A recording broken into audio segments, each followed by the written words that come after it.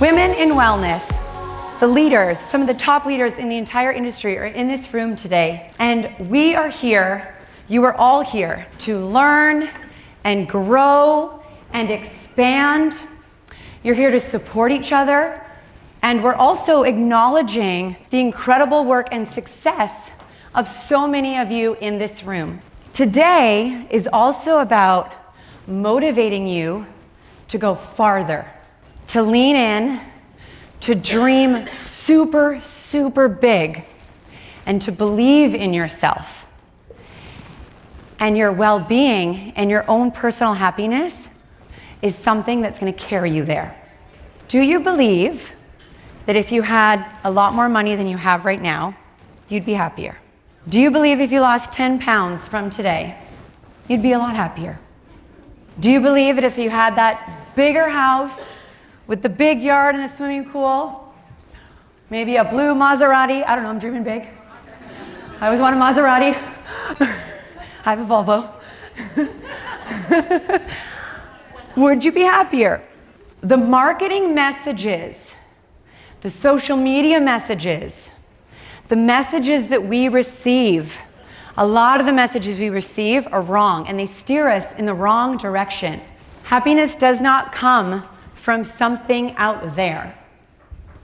This is an inside job. It's not about attainment. It's not about that bigger title. This is something that you guys all already have inside of you. A happy life is not one void of pain. And this is a huge misconception about happiness. A happy life is not one full of joy and dancing and rainbows and unicorns and cotton candy 24/7, 7 days a week, 365 days a year. That doesn't exist. Every single person here has pain and has pleasure, has things that really, really hurt and things that feel really, really good. We have pleasant emotions such as joy and amusement and gratitude and love and zest. And we all have painful emotions like stress and anxiety and fear and grief and sadness, and there's a lot more. Every single person's life in the entire world looks like this. There is no exception. The only people that don't have painful emotions are psychopaths and dead people. So do not think for 1 minute that a happy life is void of pain. And we do not treat our emotions equally. We say negative emotions. The word negative has a connotation of being bad. We don't have any negative emotions. I don't want you to ever say negative emotions again. We have painful emotions. They're not bad, they're painful. And they're here to teach us something. Choosing happiness, choosing your own well-being and prioritizing your own well-being has so many benefits. It strengthens your immune system. It helps you with stress. It helps you remain calm when there are crazy times when life throws at us. It improves your heart health. It strengthens all of the relationships you have in your entire life. Family, friends, coworkers, even the family members you don't really like so much can help those relationships. It also has tremendous positive effects. It is guaranteed to make you more creative. Barbara Fredrickson has proven that in your brain, it broadens your brain and has you build on new ideas. So many studies on this. It makes you more engaged. It makes you more creative. It makes you more productive. Does anyone here have to sell things? Okay, from a neutral or negative mental position compared to a positive, happy position, you can increase sales 37%. So if you have a big sales day coming up, make sure you're in a good mood and you're taking care of yourself. And these are just a few of the reasons why you should care and prioritize your own happiness. There's this global movement happening. There are 4 countries in the world that have happiness leaders at the federal level. No, the United States is not one of them, but I definitely think we need one. I might run for politics in the future. No. along with GDP, which is the economic output of every single country in the world. We are now measuring GNH, gross national happiness. The governments are seeing how happy and what is the well-being state of their citizens, not just how much money is the country making. Okay, that started in about 6 years ago. This is Dr. Santos, the Yale professor. The happiness classes at Yale and Harvard are the most popular classes in the history of the universities. You think you've made it all the way you got to Harvard and Yale? Guess what? They're stressed, they have anxiety, they want to learn how to be happier.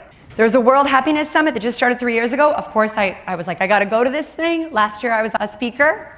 And Tal Ben-Shahar, the Harvard professor, left Harvard, created his own school called the Happiness Studies Academy. So more people around the world can learn what is being taught at Harvard. And so I studied with him for a year. We can all start a new story. We are never stuck. I now am an entrepreneur. I now have more time with my 2 little girls. I am working on something that gives me so much meaning and so much passion. I'm having more fun. I'm laughing more. I'm more present. Now, do I have horrible days and horrible weeks? Absolutely. When you get in your lane and you are doing what you are supposed to do, and you show up for what you are supposed to be doing here on this earth, incredible things happen. I was just with a global wellness team last week in Peru. They hired me to go to Peru and lead a wellness retreat right by Machu Picchu. What? Amazing! I'm like, I want one of these every single quarter, different country, all around the world. I'm calling it in. How much of our happiness depends on our DNA, on our genetics? How much came from your mom? How much came from your great-great-great-grandfather? Our genetics. Some people say, oh, well, they're a happy person, that's how they are. Maybe people said that about me prior. Well, what studies have shown is that our genetics contribute, on average, about 50% of our own happiness and well-being. Okay? And everything I'm talking about is above the poverty line. I'm assuming you have your basic needs met. Maslow's hierarchy of needs, I'm assuming you have food and a place to live, etc. So about 50% comes from genetics. How much comes from our circumstances? Were we born and raised in Canada, in Costa Rica, in Denmark, in China? Do you have 18 brothers or 2 sisters, 2 dads? Your parents were farmers. You now do this for work. Your circumstances, all these external things. What science has proven, what studies have shown, is that circumstances contribute 10% to our happiness and well-being. So what's the other 40%? Our choices. Every single day we wake up and we have the opportunity to make millions and millions of choices. And there are choices that make you happy, and there are choices that make you feel down. Some choices are out of our control, of course. Again, like if you lose a loved one. But every day we can make choices that will support our well-being and our wellness. Also, in 1999, neuroscientists discovered adult neuroplasticity. So up until this point, neuroscientists and all the research showed that our brain grows a lot when we're a kid, and of course keeps developing when we're adolescent. And then let's say by late adolescence, your brain is your brain. In 1999, this was blown apart. And what is proven now, and it's this amazing field of research, is that adult brains can physically change up until the year that you die. 90-year-old, 95-year-olds' brains can change. You are not stuck the way you are. And I'll give you a couple examples on how brains can change. If you meditate for 10 minutes a day for 8 weeks in a row, your prefrontal cortex, which is the newer part of your brain, will physically grow and is guaranteed to make you more resilient, calmer, and happier. This is the newest part of our brain. The older part of our brain is where a lot of the negativity bias happens. Meditation is so supportive of happiness. If you exercise, especially if you do interval training, where your heart rate goes up and down, right? You do quick cardio, then maybe you do something else. Quick cardio. Your brain is birthing new brain cells. If you learn a new instrument, if you learn a new language, this is all about the widening and narrowing of neural pathways and new neural pathways, as well as neurogenesis, which is new brain cells. You are never stuck the way you are. And yes, you need motivation, but truly to have transformational change, it's the cultivation of habits. It's your daily choices. That's where the change comes in. And it's choosing one healthy habit at a time. Not 5, not 6. One habit. And when you want to start that new habit, like I'm going to eat vegetables for lunch and dinner, you need reminders. It is so hard to start a new habit. That's why New Year's resolutions don't work. You need reminders. You need Post-its on your bathroom mirror. You need bracelets that say vegetables. You need things in your car. You need things in your office. You need, your phone to like beep you and be like, eat your vegetables. You need your husband in the morning to be like, or did you eat your vegetables? You literally need so many reminders. Know that you can't just motivate yourself to do a new habit. You need reminders. Everyone, repeat after me. Happiness is my superpower. Happiness is my superpower. That just made me happy. Okay, so I've told you a lot about things that don't make you happier. I want you to write down this acronym or take a picture of this slide, because these are things that are proven. This is what's being taught in Harvard and Yale, of proven ways to increase your happiness and well-being. You can share this with your family. You can share this with your team. The acronym is SPIRE. Spiritual well-being. This is having meaning and purpose in your life. This doesn't mean that we need to live like the Dalai Lama or Mother Teresa. It's not realistic that we can, live a life full of 100% every day, all day with meaning. No, we have jobs, we have mortgages, we have kids, life, all these other things. But what's amazing is that if you all find something that gives you meaning and purpose. So, for you, it might be taking care of an elderly parent. For you, it might be reading. For you, it might be playing with your children. You might get meaning from going to walk dogs at the dog shelter. You might get meaning from going to yoga. What do you love about life? What gives you meaning? And if you dedicate an hour a week to something that gives you meaning, something that makes you feel great, it creates a beautiful halo over the rest of your week. So I could probably take you guys away for like 3 weeks. There's so many topics on all these. I'm just going to give you an example for each. Physical, mind and body. You guys are in the space of wellness. You are experts in terms of mind and body. One that I love under mind is stress. Who here has stress? And we love it, right? So I always thought stress was so bad for you. My mom always said, and I had a career in sales and marketing, so much stress. My mom's like, and I would call her, I'm so stressed. She's like, it's going to kill you. It's going to give you cancer. And I was like, it's my life. So I was blown away when I learned that there's an upside of stress. There's a positive side to stress. There are so many things that it does to help us. Stress in short periods of time actually improves the immune system.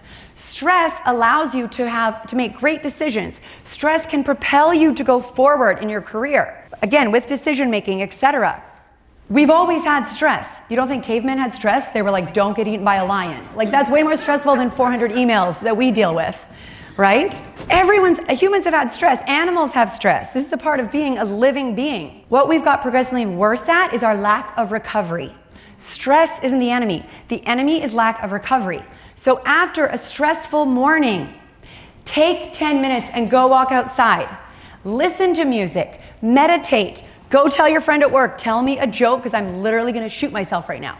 Like, go get laughter from someone. Go get a little micro break. And you are the only one that can do this. You have to parent yourself. Like, I'm super stressed, I need to go get a 15-minute breather. After a stressful week, sleep for 8 hours. Friday night, Saturday night, Sunday night. Do you know what a rock star you will feel like on Monday morning? You've had this crazy week. You get so much rest, exercise, some good food. You are going to charge the next week.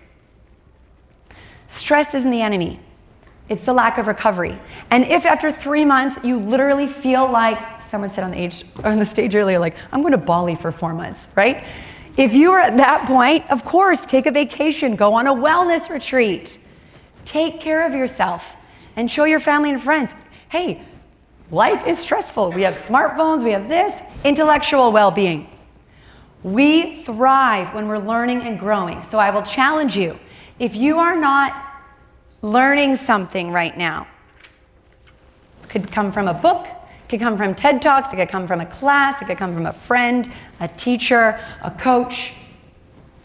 When you start learning, when I started that process of studying at 8:30 p.m. at night, honestly, that made me feel happier because I was like, I'm bettering myself. I'm growing. Even though I was eating lots of chocolate, to stay awake, whatever. But, I was learning. Relationships. Relational well-being. The number one predictor of happiness for human beings around the globe. Doesn't matter what religion, doesn't matter what ethnicity. The number one predictor of happiness is human connection. And what I specifically mean by that is spending time with people you care about and who care about you. And when you're with that person, you're not on Candy Crush. And it has to be mutual. So if you have like a crush on someone and you're hanging out with them, they don't really like you, that doesn't count. Mutual. They really care about you and you really care about them, okay? And know that all the relationships that you have with other people in the world stem from the relationship you have with yourself. So that cultivation of self-love is so important. We must give ourselves the permission to be human. When you're sad, when you're anxious, when you're stressed, when you're angry, when you're full of guilt, we get so angry at ourselves, me included, when you feel that way. We don't like those emotions. We don't enjoy being there, but they're there for a reason, and they're teachers. And when you are in really, really low, dark places, which inevitably will all be, as life is this journey, talk to people, journal, share. Know that human energy is an open loop circuit. When I come to work, the energy that I have affects everyone around me. When you come home, the energy you bring into your home affects everyone in that home, animals included. And as leaders, such as the incredible women in this room, we can influence people in a really, really wonderful way. You can lead by prioritizing your happiness. I know sometimes in this industry, it's hard to balance work and life, work and everything else. But we must show that, of course, work is so important and so is everything else. You can show up with positive energy and authentically connect with people as human beings and develop really connected relationships. When you bring this happy energy into your organizations and into your companies, it will inspire and motivate your teams and your employees. They are going to want to be in that energy. They are going to work harder than they ever have before. And if you have problems with turnover and retaining talent, one of the best things you can do to hold on to people is to make the workplace so happy. And it doesn't cost a lot of money. You can do fun things just like you would do as if it were, your cousins and your family, and create that family there at work. And when you do show up with this happiness and this joy, you can set crazy high expectations for people, and they will gladly do it. They will work their ass off for you. What does life look like for us, for you, when you truly wake up prioritizing your own happiness? I want you to make this a priority today, tomorrow, and for the rest of your entire life. We are all connected on this planet, and you can choose to show up with negativity and pain and hurt people, or you can choose to bring light and joy. The world needs you. Your families, your workplace culture, your communities. I honestly cannot think of a better industry to spread happiness and to elevate well-being through the work that you're already doing and the work that you're going to do. So I will ask you, spread happiness The world needs you. Thank you so much.